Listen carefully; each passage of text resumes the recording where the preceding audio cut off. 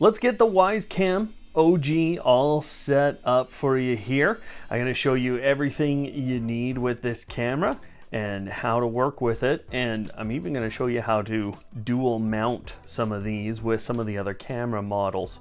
Once you've unboxed all of your accessories, you got everything out, you're going to plug in your cable, which goes into the back. You can see it's in the back of my Wyze Cam, and you will have that good seal created right here.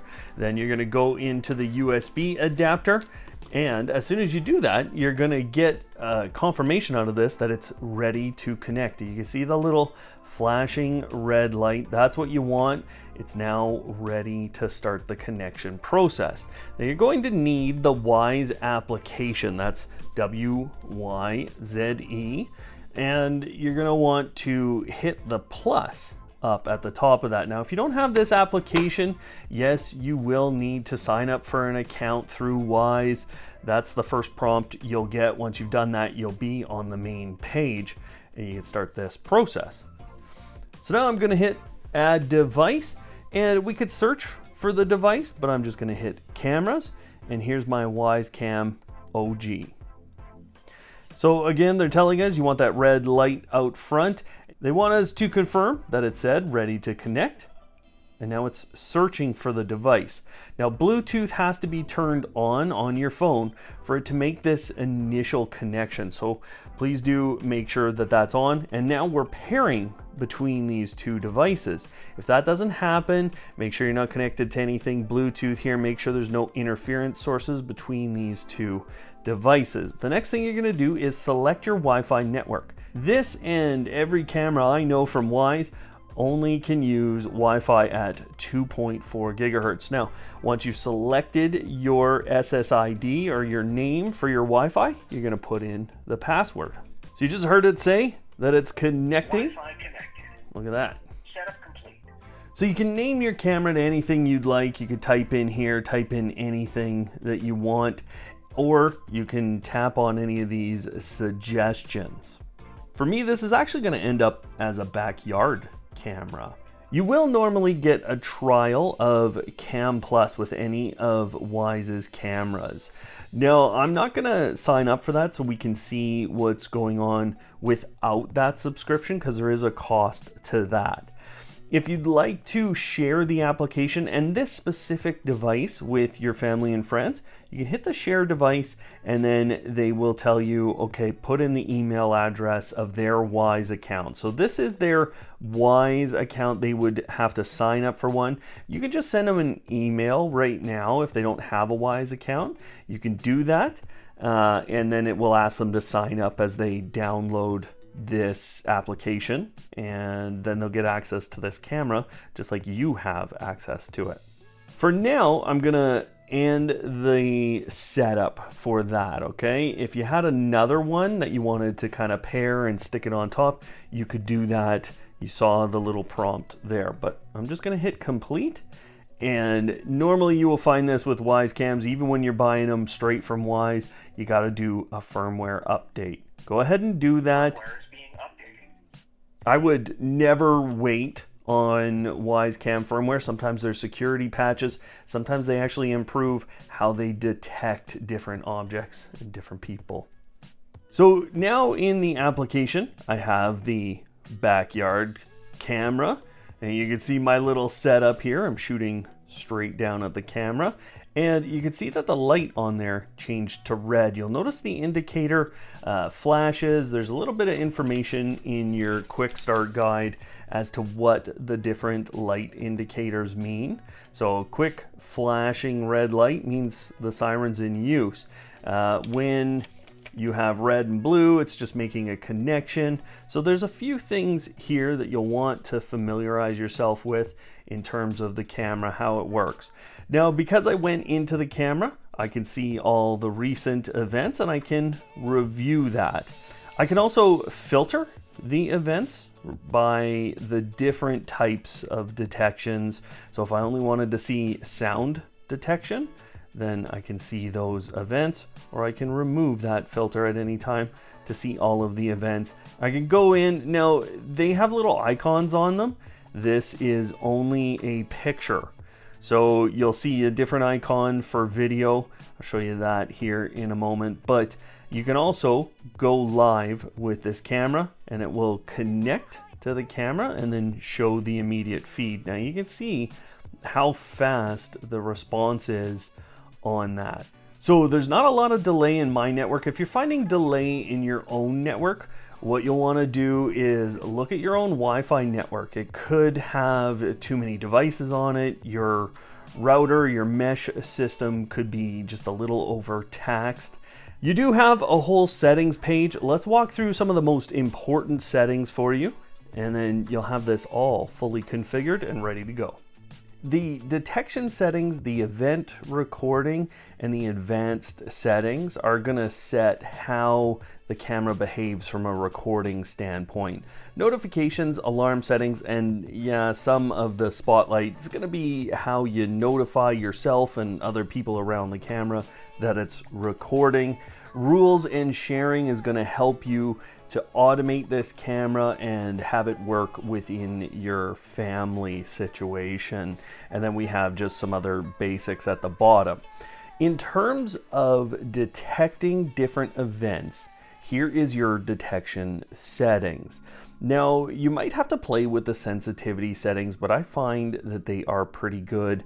I do, in general, lower my sound detection sensitivity on all Wyze cams. I don't want so many basic sound detections to happen, especially if they're outdoors. But this motion detection sensitivity, it tends to work.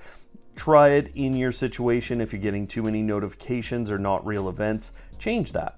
Motion tagging is just a little green box that shows up around things as they move throughout your space. That's what motion tagging is, so if you don't like that effect, you can turn that off. But motion tagging can help you to diagnose where the motion is coming from. So if a bush is just moving like that and you're getting motion tagging around it, that might really help you to understand. Now, the detection zone allows you to stop that bush from triggering things. So if I only want motion events to occur in a space, I can actually draw in this space, and it doesn't need to all be the same connected space. You can see that these are not connected segments. So what will happen here is that anything outside of these green lines would not be used for detecting motion in terms of the camera actually recording it. Anything inside those will be used for motion detection. So you can see here's one of my panel lights that I'm using, and if I was to have motion occur around that, then it would actually trigger a recording. You can clear and you can undo and you can remake these anytime you'd like, and that just allows you to really get your detection exact. The next setting, which is event recording, determines how you record. Now, you can detect the sound, but not necessarily record it. So I don't know why you'd want to do that. Maybe you'd like just a notification on sound detection, but no event recording. That's how you can set that up. So this is allowing you to choose whether motion and sound will start that event recording. And then there's these smart detection features. These will require subscriptions, and some of the features work really great. Some of them don't work perfectly. Wyze is always doing development, and I will say that their person, their pet, their vehicle, and their package detection has come a long ways over the last few years. So when you tap on Pro, you then have to make a choice for what you'd like from a subscription plan. You know, I think if you're going to get a lot of these cameras, I think an unlimited plan that stops you having to pick which cameras that you put this Cam Plus on, that might be a good idea. The Pro detection, you need to get that subscription before you can do friendly faces, and that would allow you to do even more event recording based on specific things happening around your home. Now, as I said, there's a little bit in advanced settings to determine how you record things. And one of the great features is that micro SD card slot that the camera has. Now, that is a whole thing in and of itself. You have to install the micro SD card. When you do that, you can then manage it. So let's put one in. As much as you can, try not to ruin that. That's part of your weather seal. Now, the words go towards the actual camera components here, and the pins are towards the outside. To get that in, you can just press it. There, you heard a little sound. And now we can close this up. Now we're getting the ability to format the card, and you should do that. Keep in mind that formatting will erase any footage you have on it or any files that you have on the card. And now we have the option to record to this micro SD card. And this is where you can choose only events, and then it will record those events onto that micro SD card.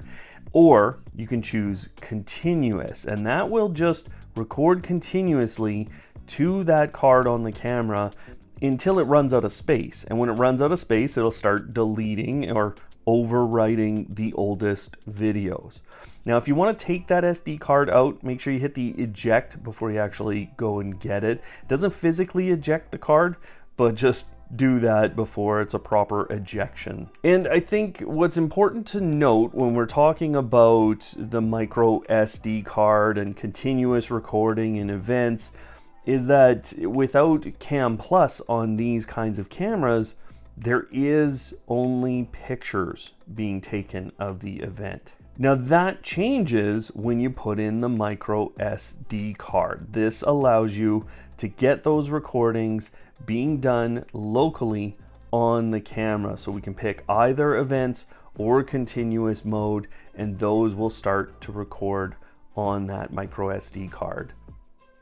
We won't have a second upload to the cloud. The only thing that goes to the cloud when you don't have Cam Plus with these kinds of cameras is that picture.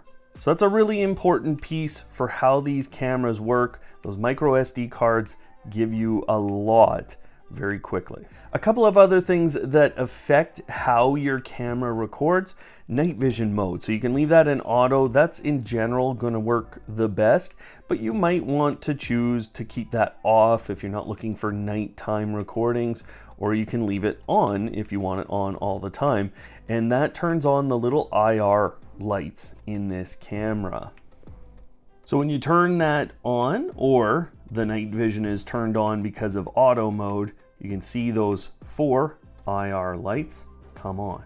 And that's actually part of this setting right here, the night vision IR lights.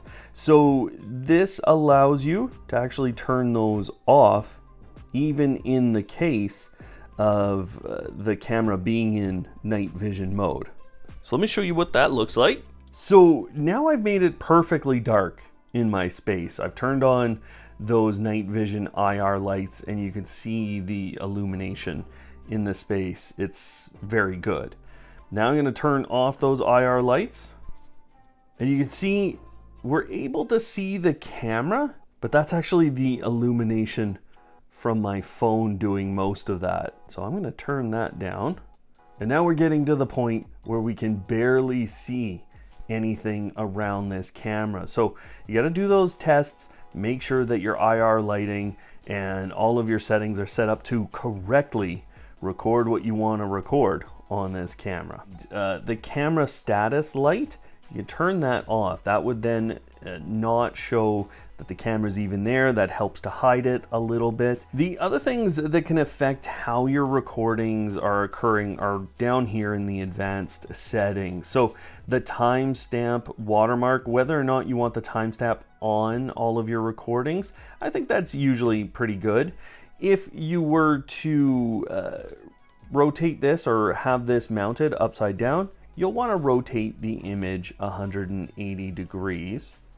And the Wyze logo is sitting on your recordings too. I don't usually like to have that on my recordings, though some people do, because then they send them to Wyze, and Wyze sometimes does some promotional stuff with them.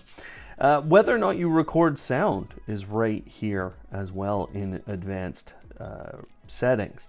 And finally, you can synchronize the time with this camera. If you're finding that the time is off, it should be fine, but if you're finding that the time is off, you can do that.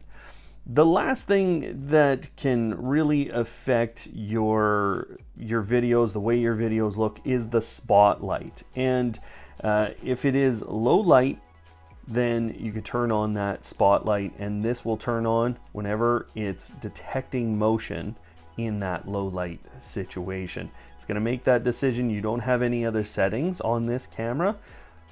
The next thing you'll probably want to manage are the notifications and the alarms that you deal with from these cameras. Now, one of the nice things about notifications with Wyze is that they can be managed in an incredibly sophisticated or configurable way. Now, I can turn off all of the notifications from this specific camera with the push of that radio button, or I can pick and turn off sound and motion events if I want to turn those notifications on or off for those.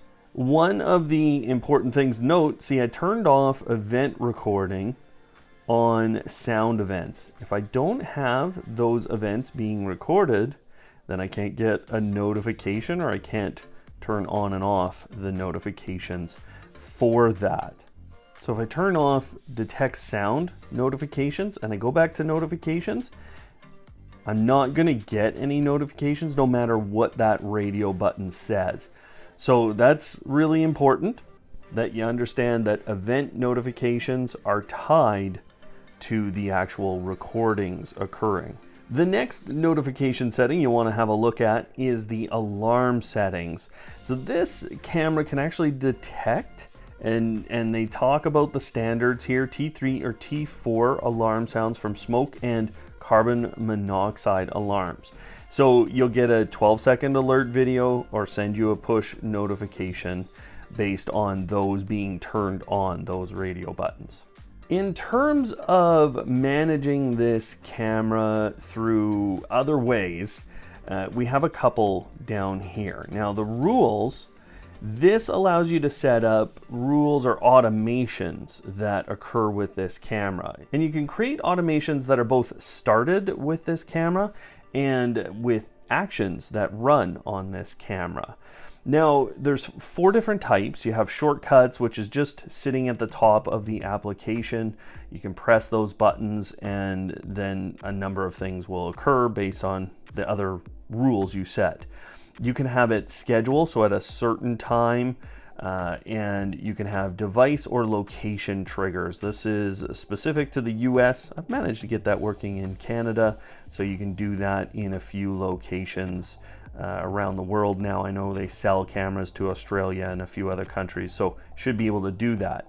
The shortcuts are very simple. You're just adding actions to them. And this is my backyard cam. That's what this is called. And these are all the different actions that you have access to. So you can turn off the camera actually if you don't want it on for a time being. You can turn on or off those motion detection, and you can turn on and off notifications.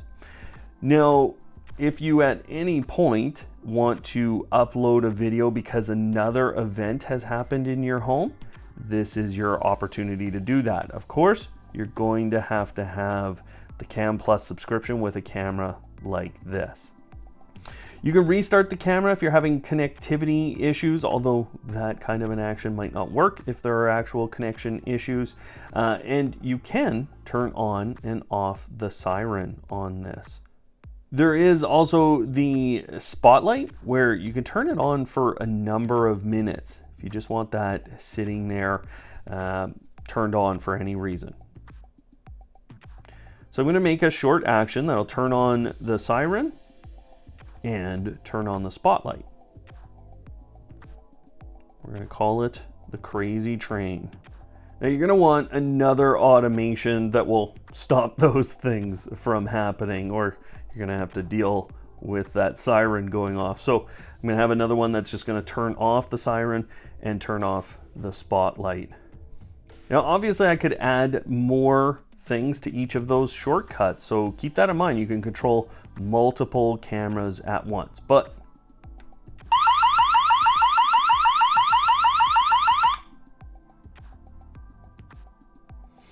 now you can see my spotlight on for 1 minute, overrode just for a little bit there, my spotlight off. But both commands have gone through to the camera. In terms of those other rules, or the other side of rules, you can use this as an automation trigger. So if it detects motion, it detects sound, smoke, or CO alarms, you can then run other actions on your Wyze products. And when you have Cam Plus, you can see you have these other detection options for you. In terms of notifications, there's one other way that you might want to manage those notifications. And if you go into the account page and you head down to notifications, you can actually turn all of the notifications off through the push notifications segment here. So this would turn off everything coming from the app, not just this camera. Turns off everything, and you can do that through a shortcut as well if you'd like. The other thing you might want with your Wyze camera is to look at the services, and if you've subscribed for Cam Plus, then it'll be showing here. You can also hit subscribe now, pick that camera and put it on there. There's also a number of other services. One of the things that you might wonder with the OGs is, does Cam Plus work with it? Unfortunately, it does not. And finally, you'll want to look at integrations with other products. You can connect these to both Google Home and Amazon's voice assistant. So that is something you're going to do in those applications, although this does have a little quick link to say, yep, you're connected, and if you wanted to unlink that, you could.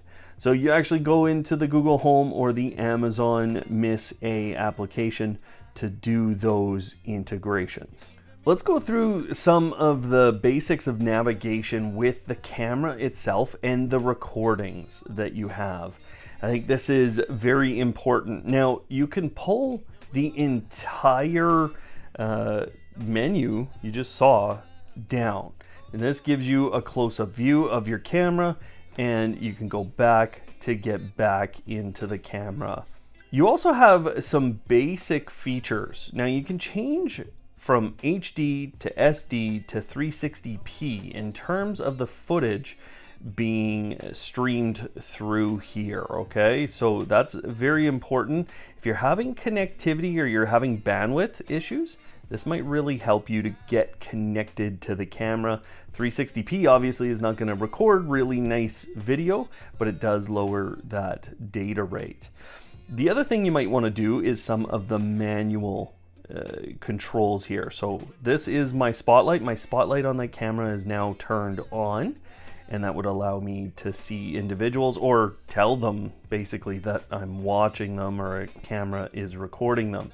We also have the ability to hear what's on the other side of the camera by pressing that, and two-way communication is started by pressing this. So now anybody on that side of the camera can hear me speaking, and hopefully my neighbors aren't too weirded out.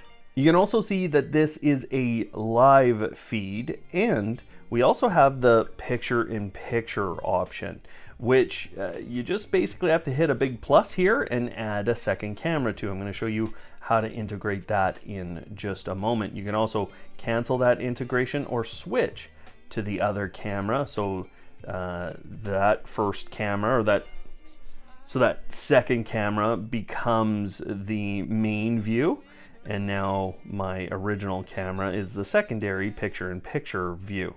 Nice quick way to switch between the views on these cameras. You can also see more of these options or see a better view of your camera by pressing that, or you can even usually just move your camera when you're on that page. That will allow you to get all the controls a little bit bigger, You have the HD button here. You can go back if you want to. You can see it's live and the camera name. Here's my spotlight control, and you have that two-way communication. But you also get this now. So you can turn on, you can see the siren right there. There is an album for this camera. You can go into that, and you can start time lapses by hitting that button. Now these controls that you're seeing here within these three dots also exist somewhere else. Let me show you that. So those controls exist right here.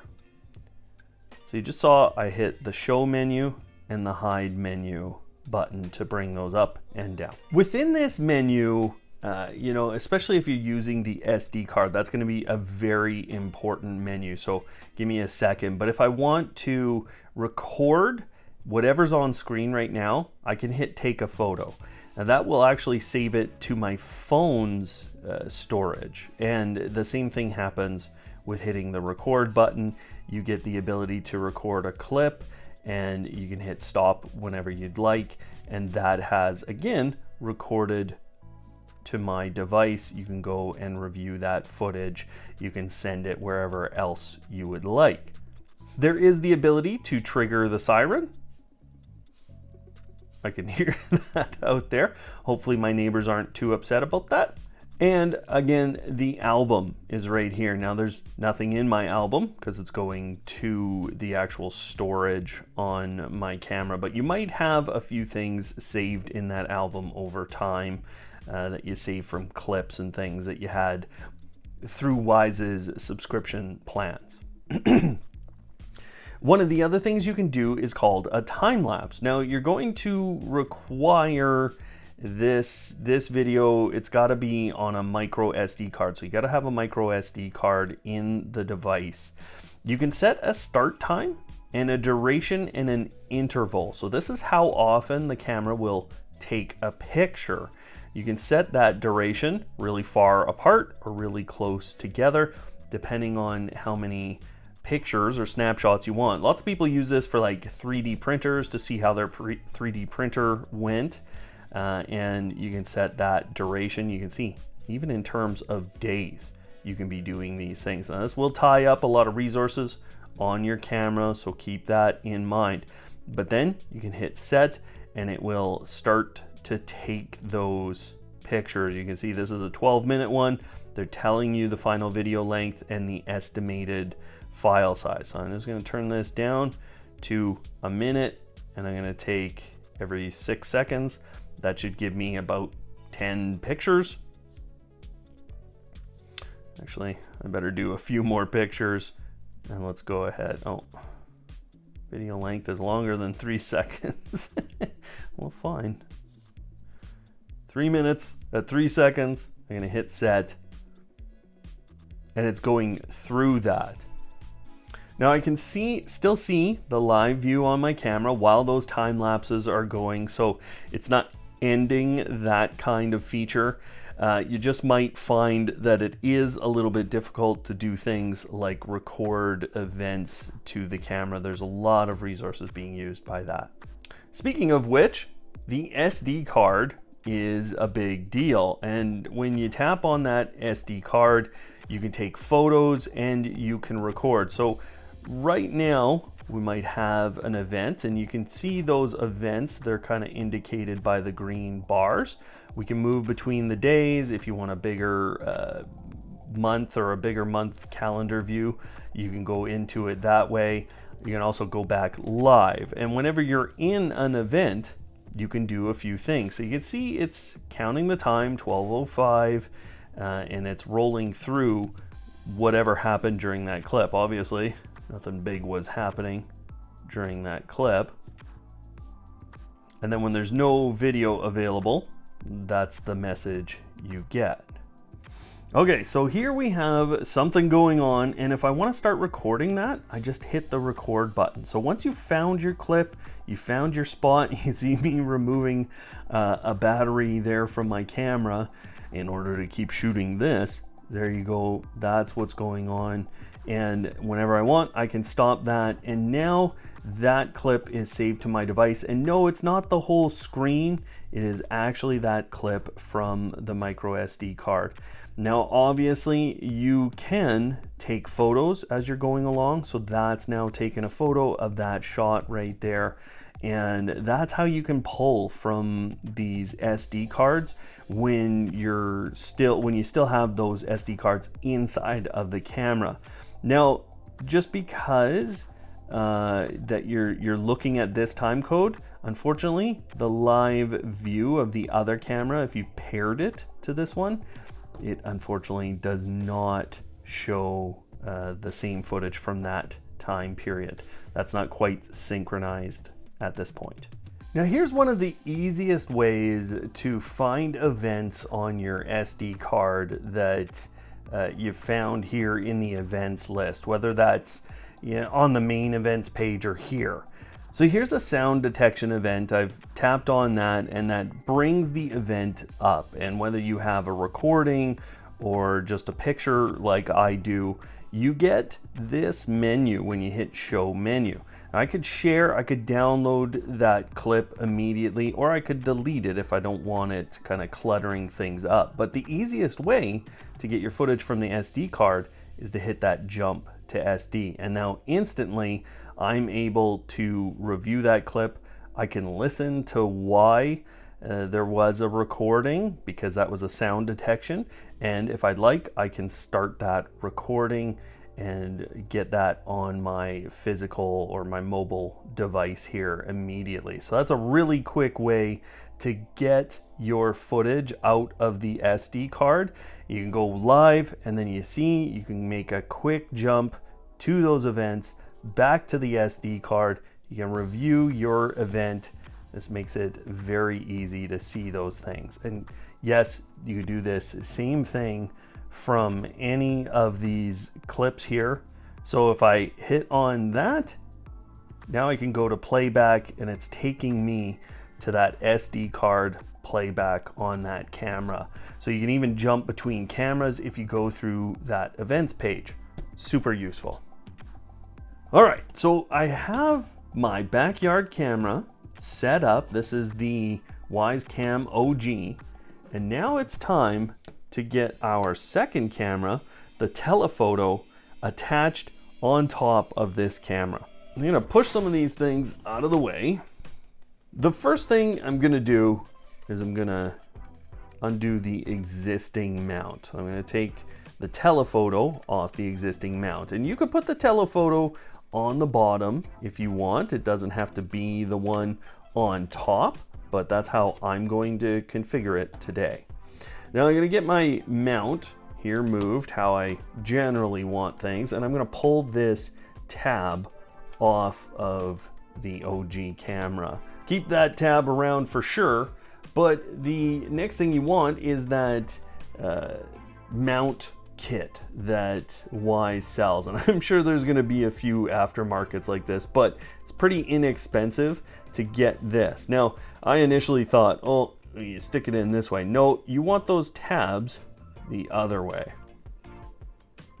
So here you go, and then it'll just snap in a little bit, and you're ready to mount that second camera on top. Now, during the setup process for your first camera, it'll ask you if you want to add a second one of these. And you should probably just hit yes on that. But now I'm going to add a second camera into this one right here. I'm going to pair the two together manually after the fact. Now you can see I'm tightening up these little screws here to make sure that I'm mounted generally how I want to be. I can move things after the fact if I'd like.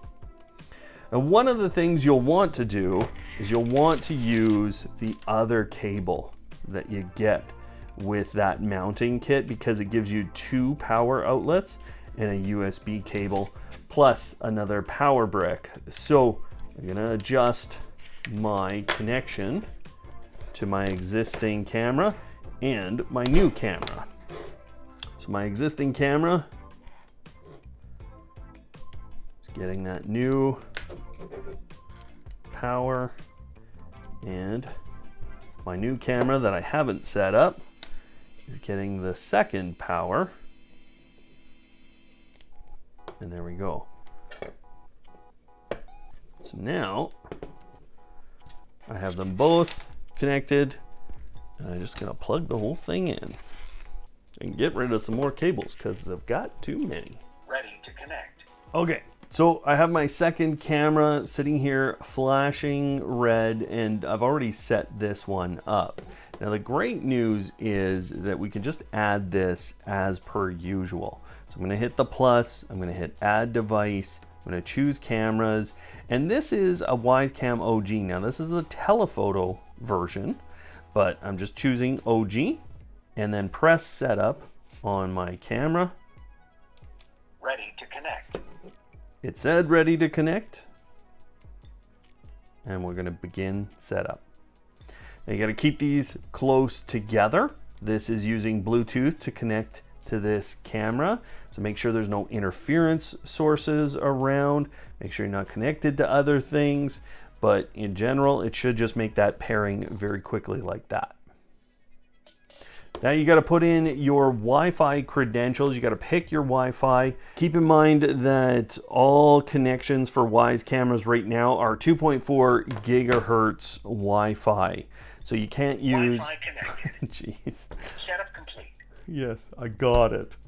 And keep in mind that Wyze cams can only connect to Wi-Fi at 2.4 gigahertz. And you're going to want to make sure that your Wi-Fi does not have too many devices on it, that it's not too busy doing too many things. That will allow you to make a good quick connection. Plus, as long as you're kind of close to your router, it should make a good connection. But you also, in general, want to test this where you're going to leave it to make sure it can make connections. So best practice would be to set this up fairly close to your router and then move it out there and make sure it reconnects. So I'm doing this fairly close to one of my routers, and that is how I've made the connection so easy. You have to name your camera something. So I've gone ahead, I've named it Telephoto. I'm going to hit finish. And they are asking if I want to get Cam Plus. Again, I'm going to say no because I'm going to install an SD card and I'd rather go that route instead. You can share the access with family and friends. That would allow you to put in an email address for them to come and set up their own Wyze account, or if they already have one, it'll allow them access to this camera. Now this is where you, if you were setting up the first camera, this is where you get the opportunity to add a second one and kind of use them in tandem. But I'm not going to do that. All my OG are set up. Always you're going to get this. You got to do your firmware updates. We're all done the update. I got a successful update statement out of that camera. So now let's have a look at the differences between these two cameras. The first thing we're going to want to do is just review the look. So you can see here, this is the OG. It's got that kind of a distance from my current camera. And then I'm going to look at the telephoto. And the telephoto is clearly zoomed in. That's pretty good. I took the cameras outdoors so we could get a real view of things. So here's the backyard camera. And I'm gonna actually turn my phone this way. Here you go. That's generally the view you're getting. I believe it's 120 degrees in terms of the field of view on the sides here. Now, when we go to the telephoto, and again, I'll turn on the side. There you go. There's the difference. So you can see, obviously the details are a lot clearer, and actually the whole camera is quite clear. Now, if you're too close with this telephoto lens, it's not going to be able to focus.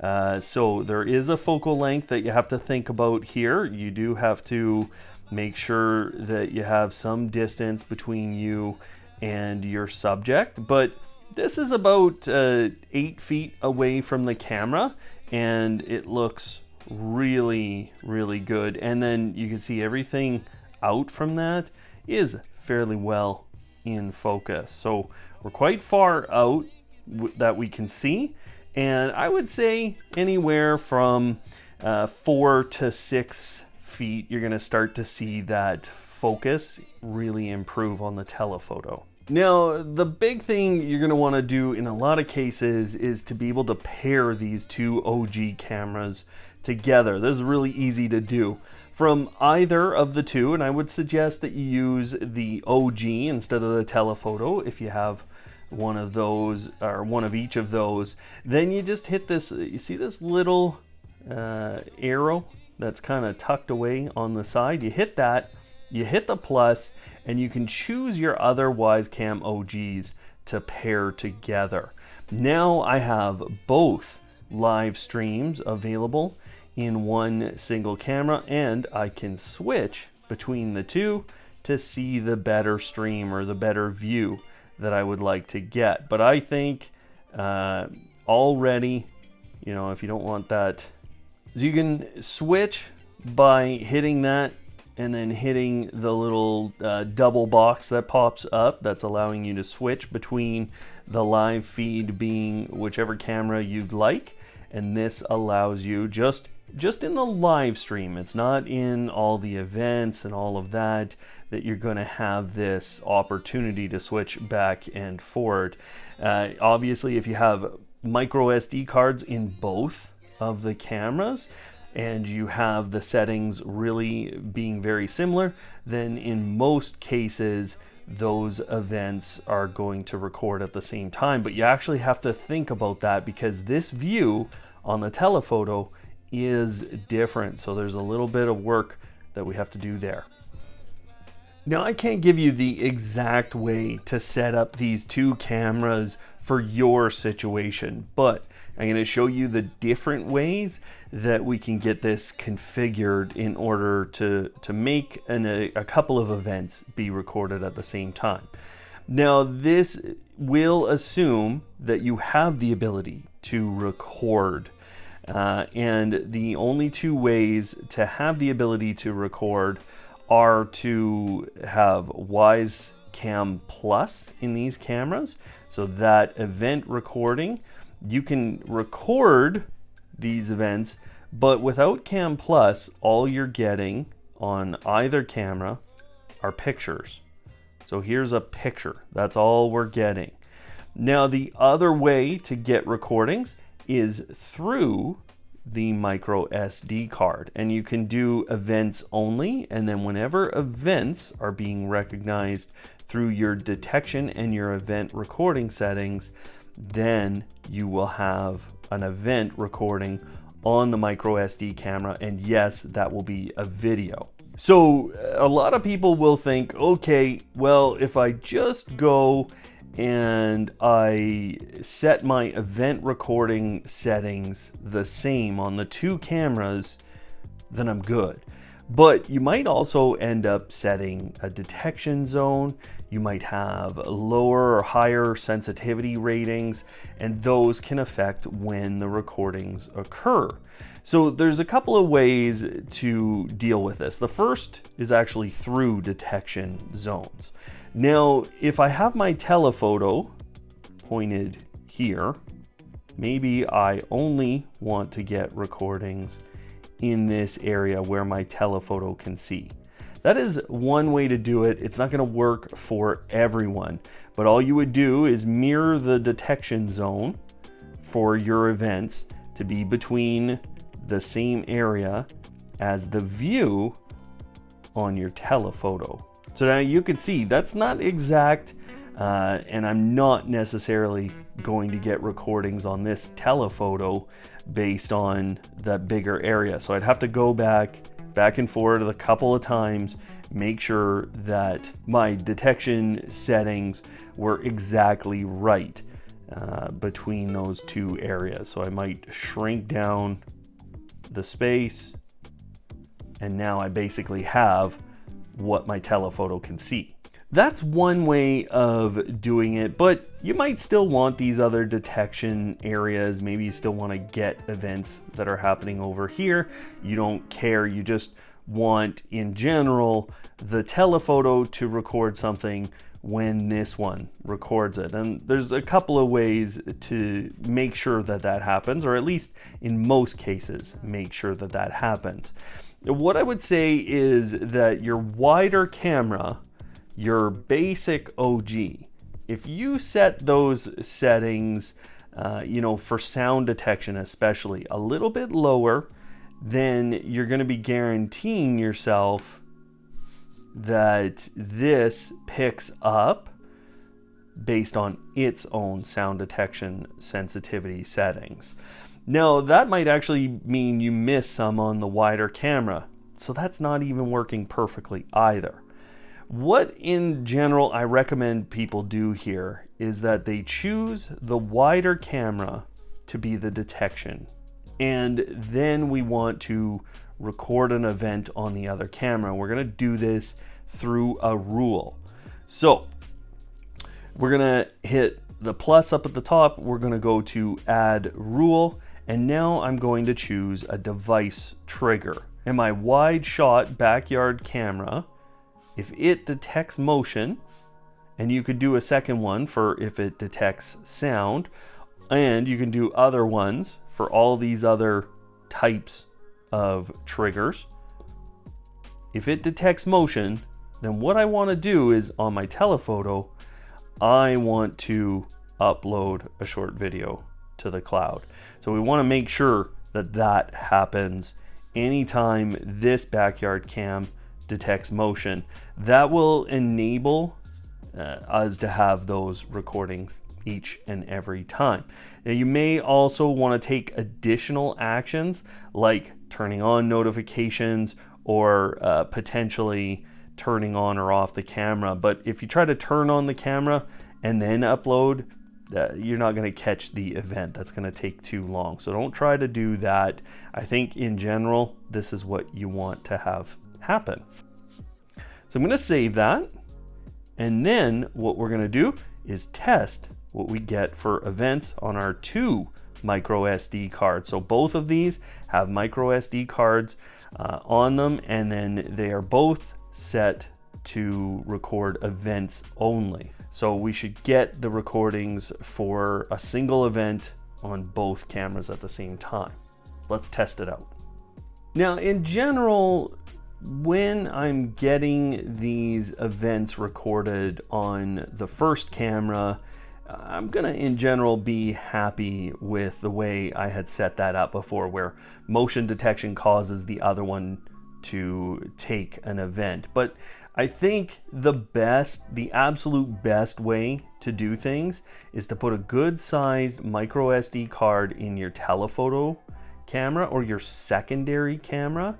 And then what you're going to want to do there is just record to the micro SD card in a continuous format. I think that's actually the best way to go about this instead of the events, because unless you have Cam Plus, those events are not going to be uploaded to the cloud. So that's an important component for you, is that unless you have Cam Plus, even with that rule that I set up, it's not going to record an event to this secondary camera's micro SD card.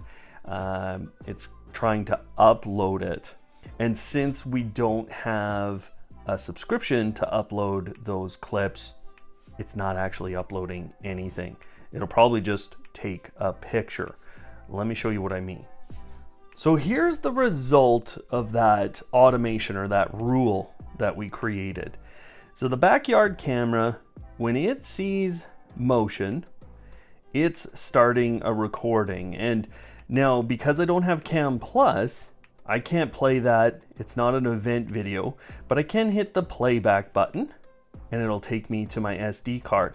I can see the time right here, 12:24:20. That's when it started. There's me giving the thumbs up. Now, what I have done with that rule is created an automation.